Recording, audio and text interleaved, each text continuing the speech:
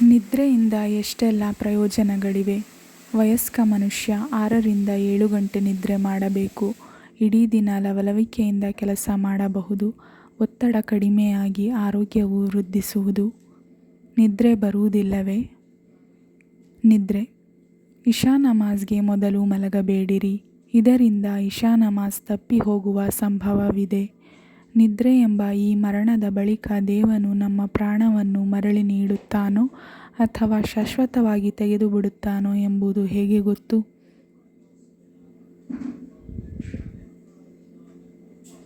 ಹೆಚ್ಚು ರಾತ್ರಿಯಾಗುವ ತನಕ ಎಚ್ಚೆತ್ತು ಇರಬೇಡಿರಿ.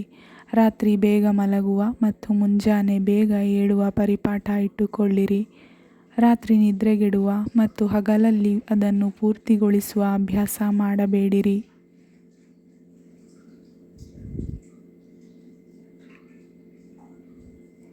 ಮಲಗುವುದಕ್ಕೆ ಮುಂಚೆ ವಜೂ ಮಾಡಿಕೊಂಡು ಶುದ್ಧವಾಗುವ ಅಭ್ಯಾಸ ಮಾಡಿರಿ.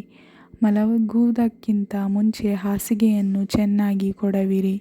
ಹಾಸಿಗೆಗೆ ಹೋಗುವಾಗ ಈ ಪ್ರಾರ್ಥನೆಯನ್ನು ಪಠಿಸಿರಿ.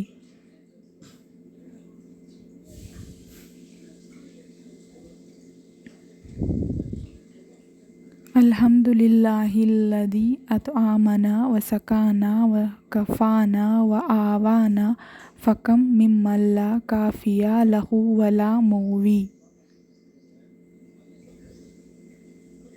ಹಾಸಿಗೆಯಲ್ಲಿ ಮಲಗುವಾಗ ಪವಿತ್ರ ಕುರ್ಆನಿನ ಸ್ವಲ್ಪ ಭಾಗವನ್ನು ತಪ್ಪದೆ ಪಠಿಸಿರಿ.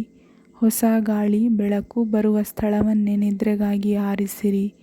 ಮುಖಕ್ಕೆ ಹೊದಿಕೆ ಹಾಕಿ ಮಲಗಬೇಡಿರಿ. ಮಲಗುವಾಗ ಹೇಳಿ, ಅಲ್ಲಾಹುಮ್ಮ ಬಿಸ್ಮಿಕ ಅಮೂತು ವಾಹಿಯ.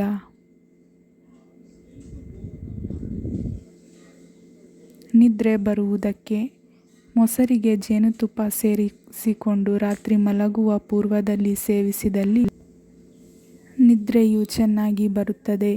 1 ಕಪ್ ಮೊಸರಿಗೆ 1 ಚಮಚ ಸಕ್ಕರೆ, 1 ಚಮಚ ಉಪ್ಪು ಸೇರಿಸಿ ದಿನಕ್ಕೆ 2 ಬಾರಿ ಸೇವಿಸುವುದರಿಂದಲೂ ನಿದ್ದೆ ಬರುತ್ತದೆ.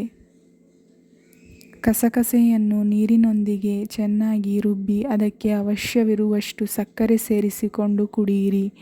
ಈ ರೀತಿ ಕೆಲವು ದಿನ ಮಾಡಿದರೆ ನಿದ್ದೆಯು ರೂಢಿಯಾಗುತ್ತದೆ.